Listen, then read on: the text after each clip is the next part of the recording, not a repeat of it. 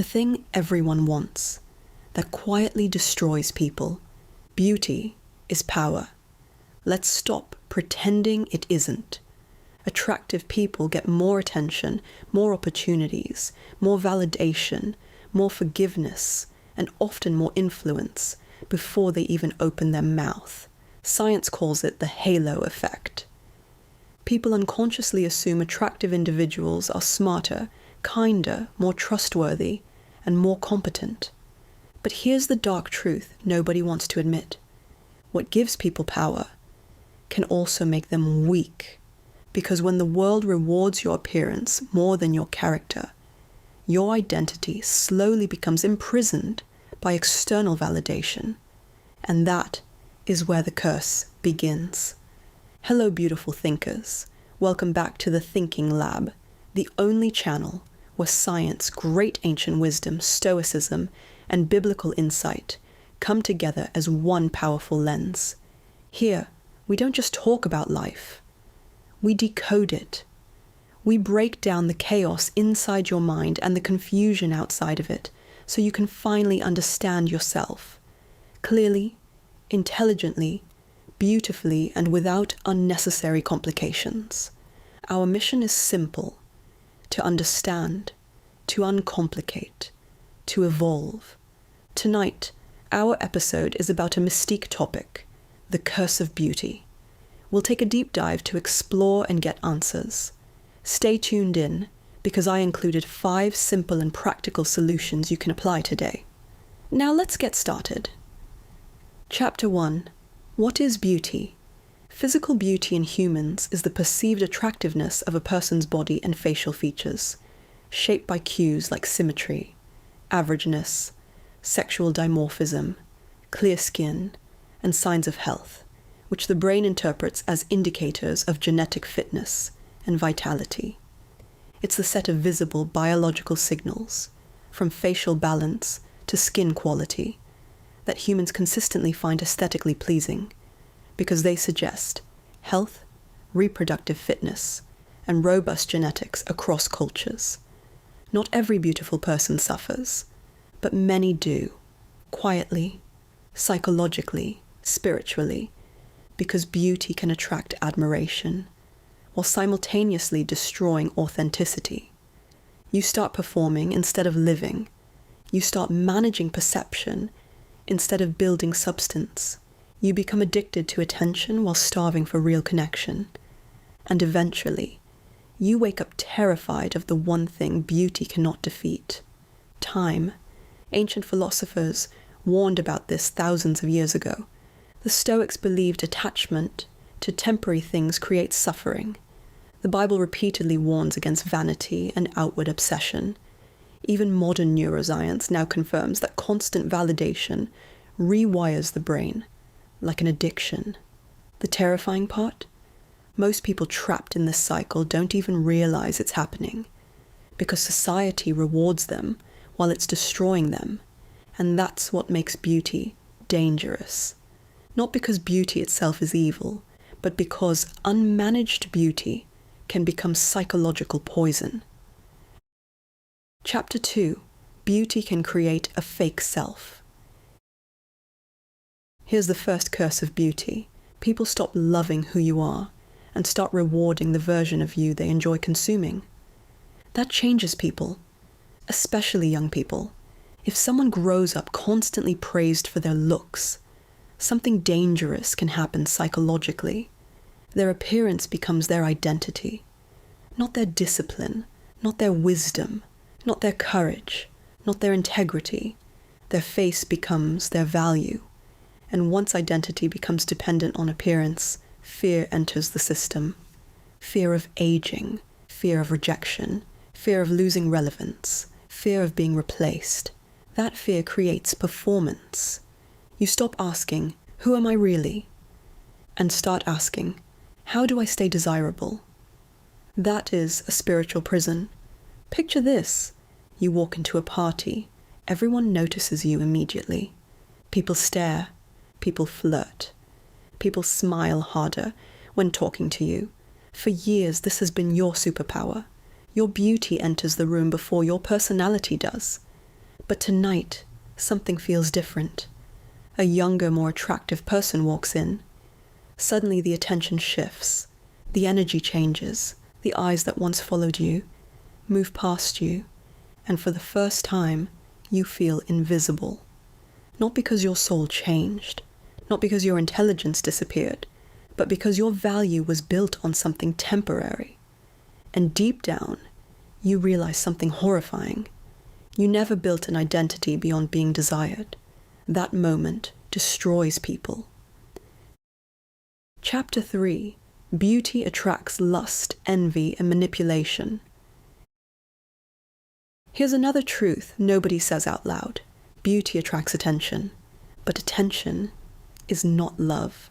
Many attractive people spend years surrounded by people who want access to them, not connection with them. People project fantasies onto them, desire them, use them for status, compete with them, resent them, objectify them, and over time, attractive people can become deeply cynical because they stop trusting motives. Do they love me? Or just what I represent? This creates emotional isolation. Ironically, some of the most admired people are also the loneliest, because being desired is not the same as being understood. The Bible warns about this in Proverbs. Charm is deceptive, and beauty is fleeting. Not because beauty is bad, but because beauty without wisdom creates illusion, and illusions eventually collapse. Chapter 4. Beauty can destroy discipline. This is where things get brutal. Sometimes beauty makes life easier, and easy lives often produce fragile minds.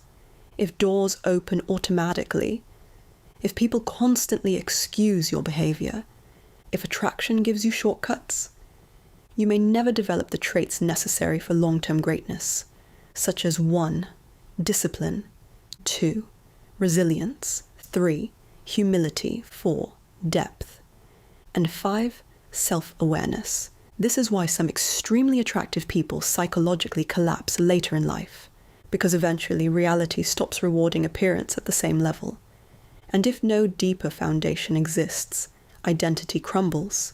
The Stoics believed hardship builds strength, but beauty can unintentionally remove hardship. And when people avoid struggle long enough, they become emotionally weak. Picture this. You've spent your whole life winning with charm and appearance.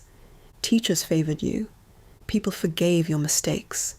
Dating was easy. Attention was endless. But now you're older. Your looks no longer carry conversations. Your beauty no longer automatically opens every door. And suddenly, you realize something terrifying. You never developed substance. You don't know how to handle rejection. You don't know how to command respect without attraction. You don't know how to sit alone without validation. And now you're desperately trying to build at 45. What hardship normally teaches people at 20? That's the curse. Chapter 5. Social media turned beauty into a drug. Modern society has weaponized beauty. Social media transformed human attention into currency. Now beauty doesn't just get noticed. It gets monetized, measured, obsessed over, rewarded algorithmically. Every like becomes dopamine. Every compliment becomes psychological reinforcement. And the brain adapts quickly. Neuroscience shows intermittent rewards create addictive behavior patterns, meaning unpredictable validation becomes incredibly powerful psychologically. That's why people become addicted to posting themselves. They're not chasing connection anymore. They're chasing emotional stimulation, and eventually, silence starts feeling unbearable. No likes, anxiety, no attention, insecurity, no validation, identity crisis. This is why many people today look confident online but feel empty offline, because performance replaced authenticity. Chapter 6. The fear of aging becomes terror. The final curse of beauty is this. People attached to beauty often become haunted by aging. Because if your identity depends on remaining desirable, time becomes your enemy. Every wrinkle feels like loss. Every younger person feels like competition. Every birthday feels like decline, and this creates desperation. Obsessive surgeries, filters, validation seeking, attention addiction, trying to outrun biology. But here's the problem. Nobody wins against time. Not kings, not celebrities, not influencers, not models. Nobody. The Stoics constantly meditated on impermanence because accepting reality creates peace. Fighting reality creates suffering. Beauty fades, but character compounds. That's the difference. Chapter 7. Here's 5 simple and practical solutions. 1. Build an identity that has nothing to do with appearance. Learn skills, develop wisdom, create discipline, become valuable beyond attraction. Why it works. Because external beauty is temporary, but internal competence creates lasting confidence. A person who only believes in their appearance becomes fragile. A person who builds character becomes dangerous in every season of life. Picture this. You spent your entire life being the attractive one. Your selfies got attention. Your looks carried conversations. People opened doors for you before you even proved yourself. But one day, life hits harder than filters can fix. You lose the attention. You walk into rooms and nobody turns around anymore. The compliments slow down. The validation disappears. And suddenly you're sitting across from someone who asks, "So, who are you beyond your appearance?"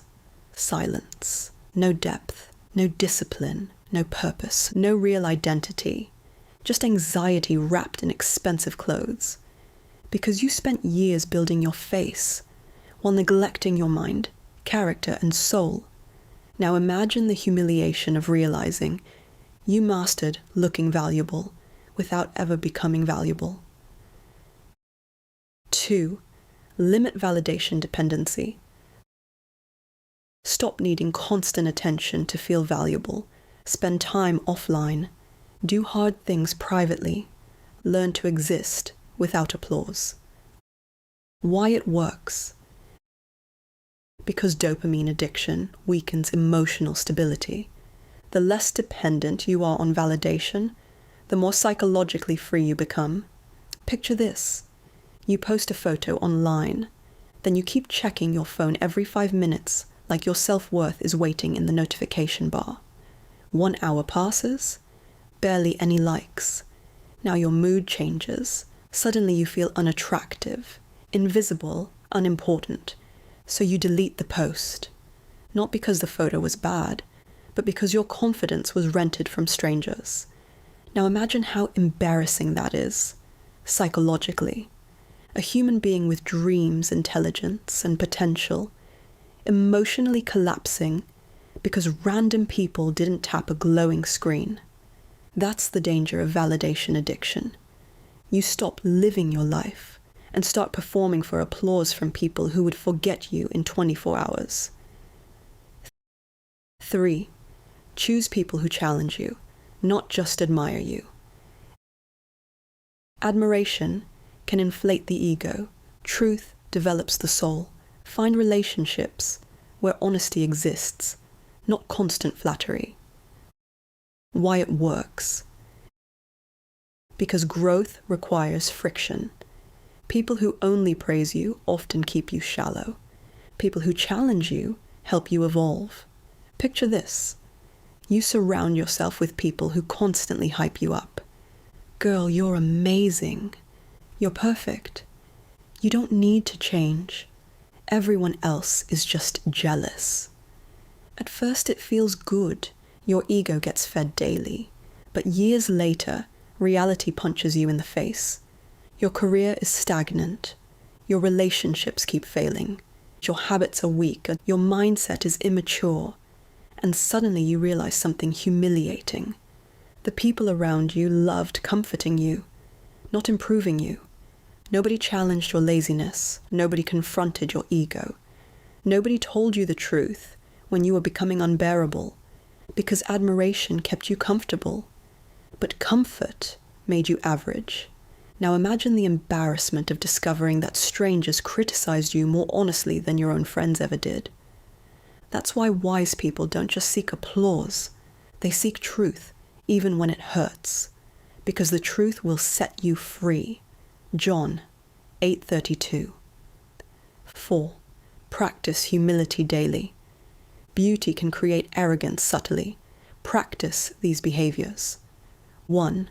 Stay grounded. 2. Serve people. 3. Listen more. Remember that appearance is genetic luck as much as effort. Why it works. Humility protects the mind from narcissism and delusion, and humble people age far better psychologically because their identity isn't built entirely on external superiority. According to biblical scriptures, charm is deceptive and beauty is fleeting, but a woman who fears the Lord is to be praised.